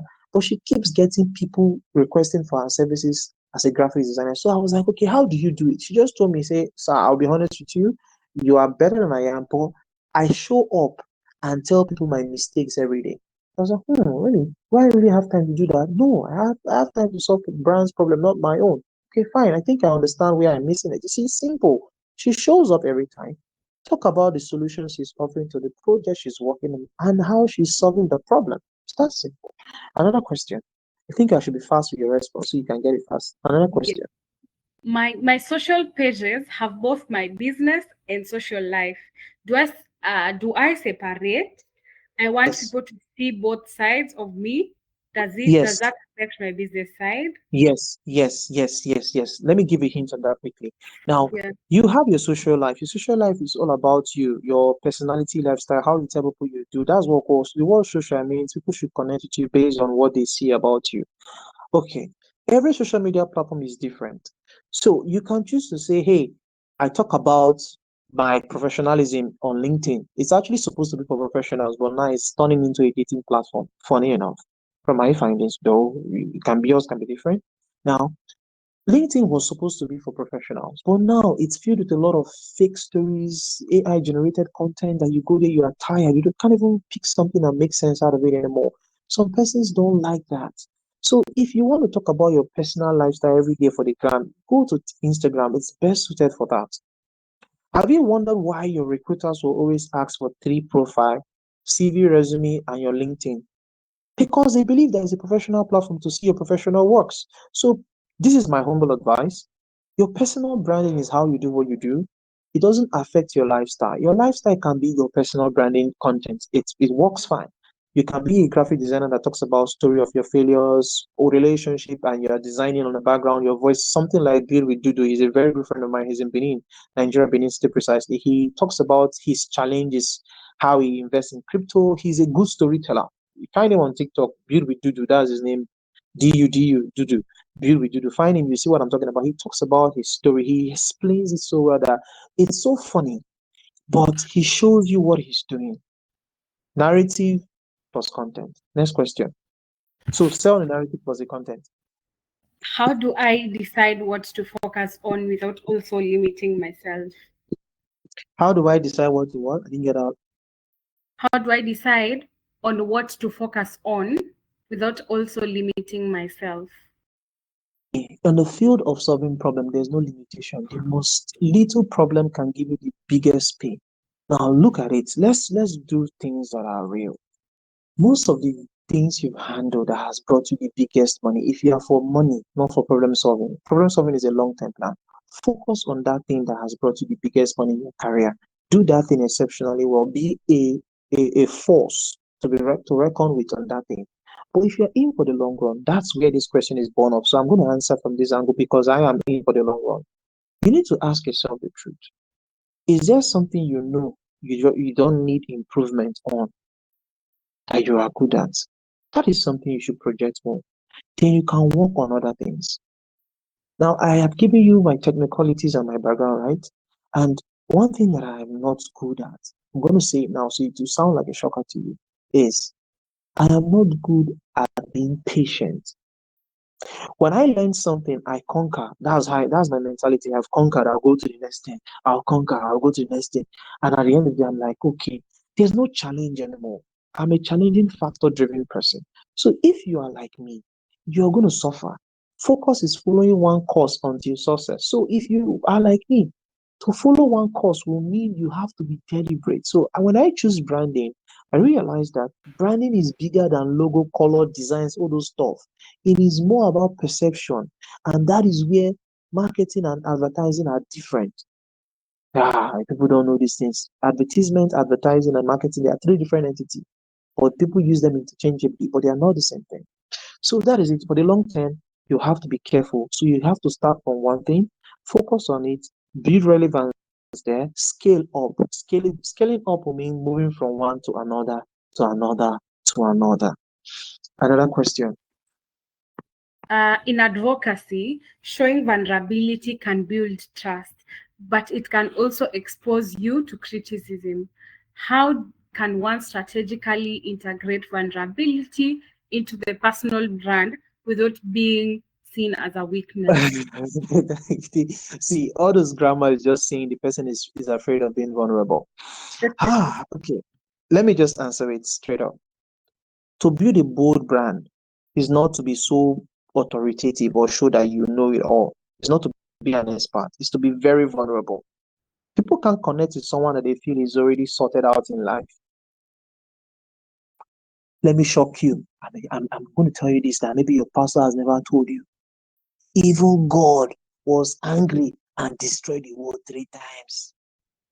And when he did that, he said he's not going to do it again. Remember that. Then guess what happened? He now sent someone to now save the world instead of destroying it. So what do you think that was? Our God is a perfect God, don't get me wrong. But you see something there. He showed you a sign that you can also understand that it's a time to build and a time to destroy. It's biblical. So let's come back to the base. Vulnerability is not what you put out and be scared of. So if you want to do personal branding, be vulnerable. Talk about your losses. Talk about where you were scammed. Talk about things you are doing. Now, oversharing will now mean talking about things to incite people. There's a difference. See, vulnerability is telling people, hey, I am a designer for the past 10 years, but I didn't know how to use layer masking in Photoshop. Wow. And someone like, wow, for real? Then maybe the young designers who knows this thing can just comment, sir, what if you try doing it like this? You will learn from them. And you guess what? You will build and foster connectivity. And in their mindset, they will trust you more because they can relate with you as a human, not as a machine. Even your chat GPT, sometimes when it gives you an expression, if you understand the use of English, you know that some things are not right. You have to punctuate it correctly or tell it the right thing. Then it will say, oh, I get it, and correct itself. So trust me, you can never live a life of impact without being vulnerable. I'll say it again. To be a great leader is to be able to walk out of your vulnerability. I said it before. Walk out of it so that when people are going down that path, you can tell them, hey, this is the path for destruction. Come up yonder. Come up with me so that we can walk together. So that's it. Another question. I think if we have more questions, just pour them out. I will see those I can. Two more, sir. Two more. Awesome. Uh, two more after this. Since the internet does not forget and has all the information that I've put at first, will it not confuse people who check me online? Yes, the answer is yes. The answer is yes. I'll give you with my own example. 3 hours ago, I checked my bio, like I said, and I changed some things. I refreshed my page, kept on refreshing, it didn't change. Now, there's technicality. I'm going to explain this briefly. There's what we call caching, CACHING. Caching is your cookies, that is your logins, your logs that are saved in your browser. If you refresh something, it will go back to that information until you exit the browser or clear it. It will now show the present one. Now, in hosting and web design, we also have caching that stores those logs. It will take a while for the server to update, sometimes 24 hours, sometimes 8 hours or 40 minutes for it to refresh to the latest information and backed it up in its database. That's how the database grows and expands. So on LinkedIn, I am sure the server has not updated to review my present information. The way to fix that challenge like you raised is a concern is to be able to update your profile. That's why they always tell you to update your CV so that when you send it, it becomes recent. And go online. The more narrative you show up to tell on your content, the more you are training the digital technology to see you differently and position you correctly. The way you want to be positioned, check most of the content you see that tells you that, oh, you are this person, not the narrative you want to be told now. Is because of the content you put out years ago. So when you start putting recent content, it will wash that kitchen away and update those platforms, because we call Google indexing, a bot that goes around finding that name in the digital space and bringing it for people to see what you do. So when you change that information with content, it will help the boat see more. So you need to post SEO driven content. Driven content will mean content that speaks of the subject matter. Franklin Alegu is a branding expert or branding specialist. You will see those two words when you Google my name. So that's it. I think the last question. So I'll ask these two together. Yes, so please mute your mic if you're speaking. And then I had some experience back in 2021 that I haven't shared yet. Do you think it's still okay to post them now on So Instagram? I missed the question. The beginning, I didn't get the beginning. Let me start. I had some experiences back in 2020, 2021, and I haven't shared yet. Do you think it's still okay to post them now on Yes. Instagram or LinkedIn? Yes. Yes. The answer is yes. The only question is this. This past experience you've gathered, does it qualify to the narrative you want people to know about you now? If yes, why not? See, your experience is like your resume, but right now your digital space is now your new resume. So the more you share your experiences in the past, you can always use caption like, "Hi, I just want to tell you 10 years ago, I used to be this, I did this." You see, as long as there's a content that qualifies your narrative you want to sell, tell it. Just tell it.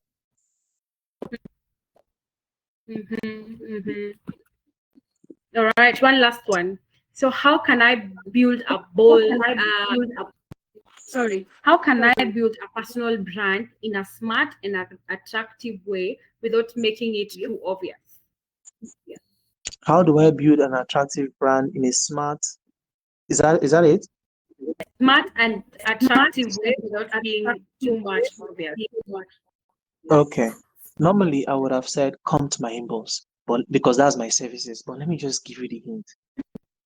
The word Yeah. smart, the word smart means something innovative, trendy, and modern. Now, 2 years ago, what was modern on Instagram was carousel designs, use of carousel Yeah. to communicate your ideas. Yes. Now, LinkedIn adopted it last 2 years as well. So Yeah. LinkedIn started realizing that people post Acrobat file and you can view it better on LinkedIn than on Google browsers. So what did they do? They now created LinkedIn Academy to teach you how to create content. Content creation is a free course you can take on LinkedIn Academy. So to be able to stand out, to look smart online, is not just your look. See, it's not your face, it's not your dress. You can look so formal like myself on my suit and tie, and people will think it's AI generated. By the way, I spent more than 1,000 plus to get that look. Was taken by a digital photographer. So it's not about your look. It's about the view people can get when they go through your content. Someone said my portfolio is amazing. Thank you. Thank you. It cost me an arm and a leg to do that. And the sacrifice is One the time I last put one. into it. Oh, Chazi. Oh, yeah, go I ahead. just saw something here, and I think it's good in view.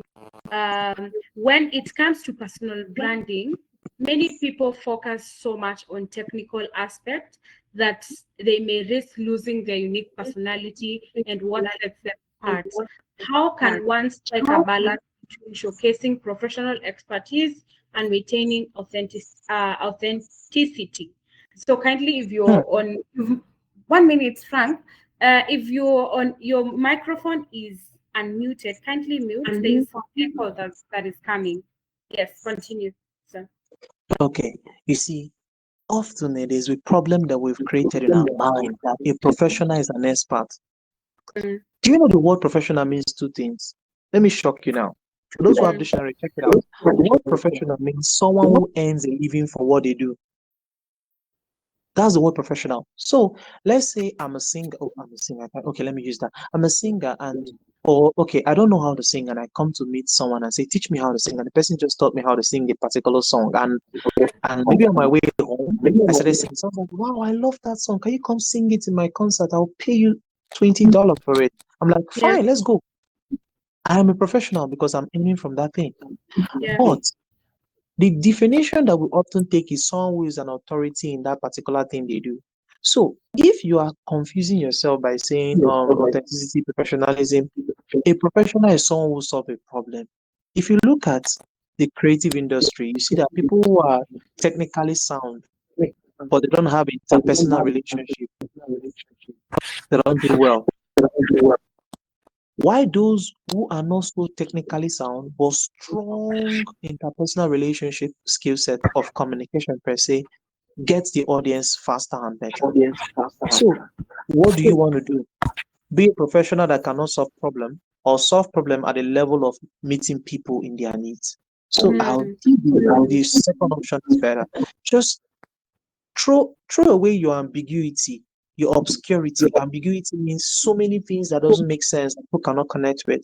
Obscurity, so many things that are confusing, and sell the narrative of, hey, you are saying the problem. I understand the technical terms. I understand the tool to use. I understand what you're looking for as a solution.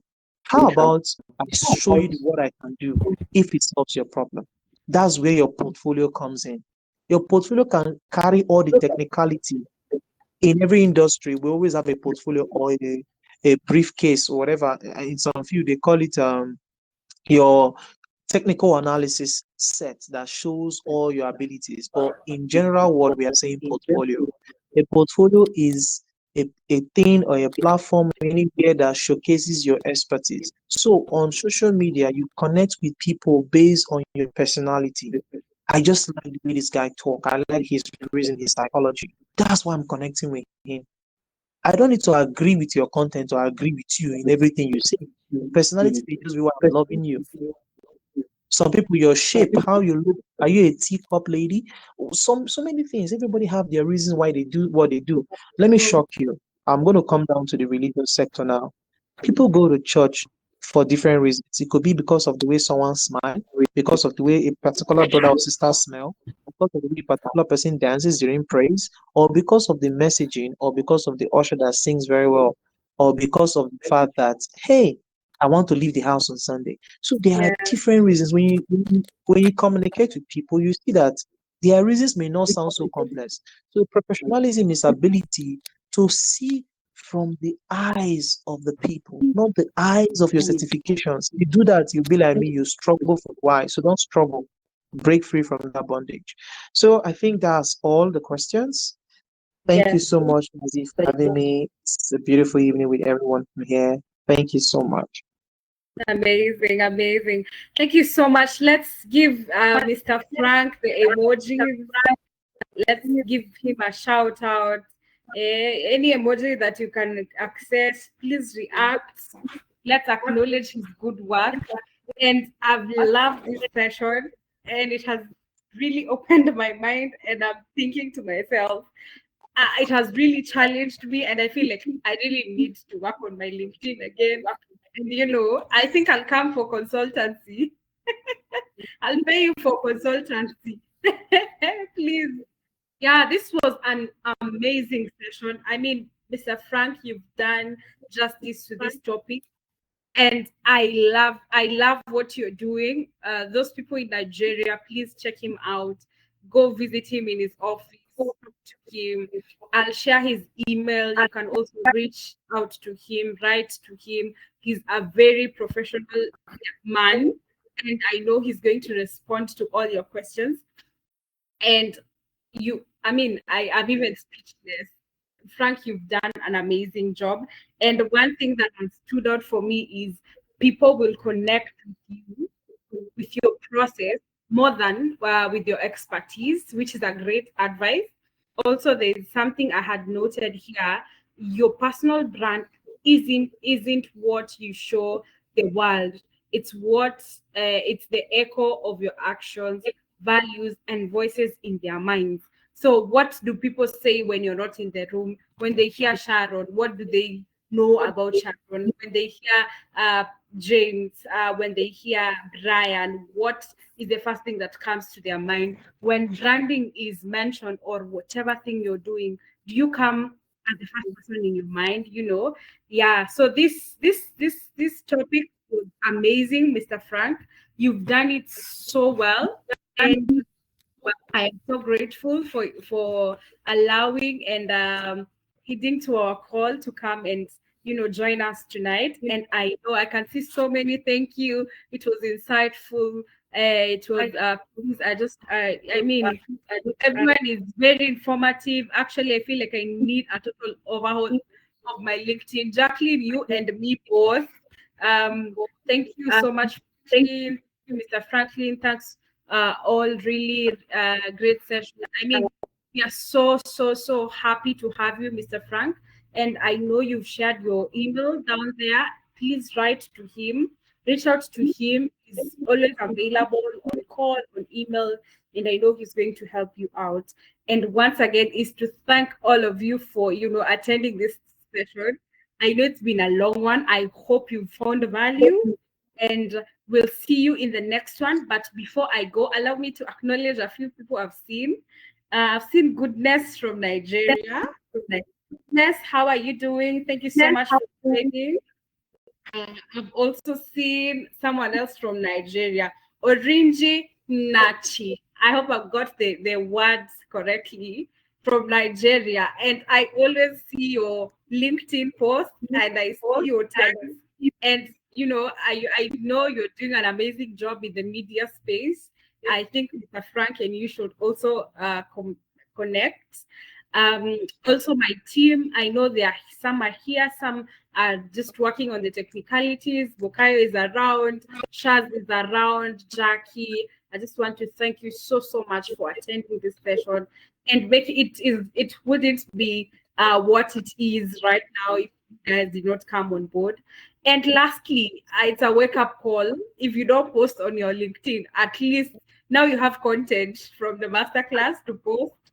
And I want us to just put our videos on and let's take a screenshot, share in your social media handles, tag me, tag Frank, repost, reshare. I wanted to say retweets.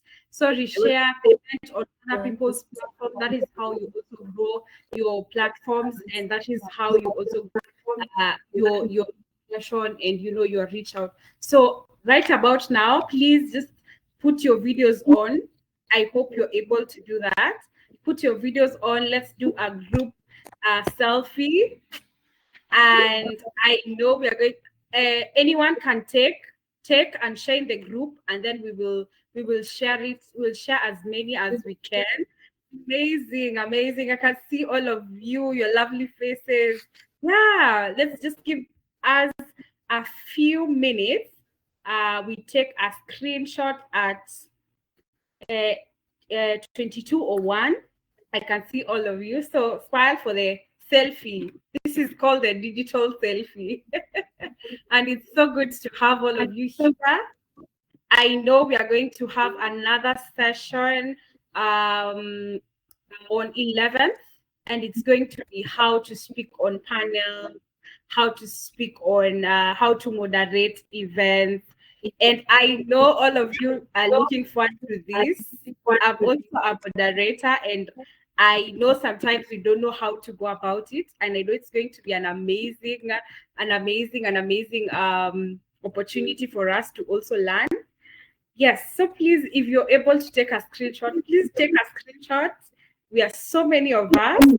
I don't know if I'll be able to take all of you. Oh my God, this is amazing. Let me just take all the selfies, post in your social media handles, tag all of us. I mean, let's engage. Let's engage. Yeah, just I can see so many pages. Let me just see if I'm able to get all those. Oh my God, I'm not able to screenshot.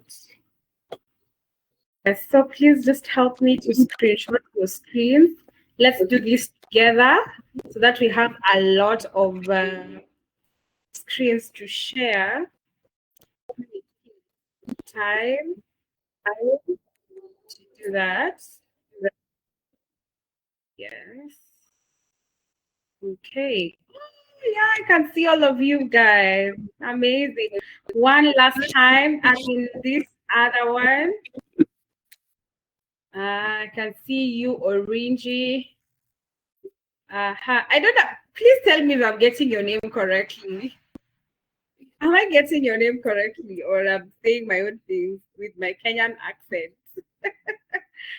Amazing, amazing, amazing. Yeah, great. I think I've been able to capture most of you. I can see Mercy. I can see your smile. Kind guy. I mean, all of you, Godwin, Elizabeth Mweni. Thank you so much for joining this amazing session. And I hope you enjoyed the session and you've also learned. I've also learned a lot. And I just want to do something with my LinkedIn. I think I need to really revamp my LinkedIn. Thank you so much, Mr. Frank, for making it possible to have this session. We really appreciate you, and we don't take it for granted. I know I had promised that a Muslim will close for us with a word of prayer. Muslim in the room, please close for us with a word of prayer. Let me see. I don't know if I'm able to see anyone. I know this. Any Muslim or any other religion? Okay. All right. Sawa sawa. Yes. Let me see if there's anyone who wants to pray for us. Okay. Anyone who wants to pray for us, please close for us with a word of prayer, and then we call it a night.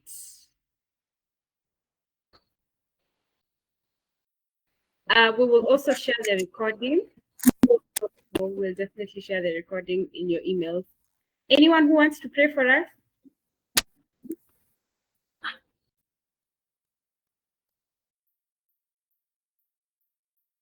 Okay. Oh, Brian, you wanted to say thank you in Igbo, but you can't. Thumbs up. Maybe, okay, we'll give you a chance the next time. All right, let me just pray for you and close. Thank you, Father, for the insightful session. Thank you for the wonderful session we've had. We give you thanks, we give you praise. And as we continue with this master classes, King of all glory, may we learn what you want from us. In Jesus' name we pray, amen. Thank you so much for joining. Have a lovely evening or morning, depending on where you're joining us from. Amen, amen. Thank you. Can we get the lesson much later for us to go through it? Yes, we'll share the recordings and we will share the recordings and we will also share the slides from Mr. Mrjamesbrand. Yeah. So thank you. In Igbo is Dalu. Yeah, feel free to leave at your own pleasure. And thank you very much. We see you on. See you. Okay. All right. So see you on the 11th of September for another amazing session. See you guys and have a lovely night.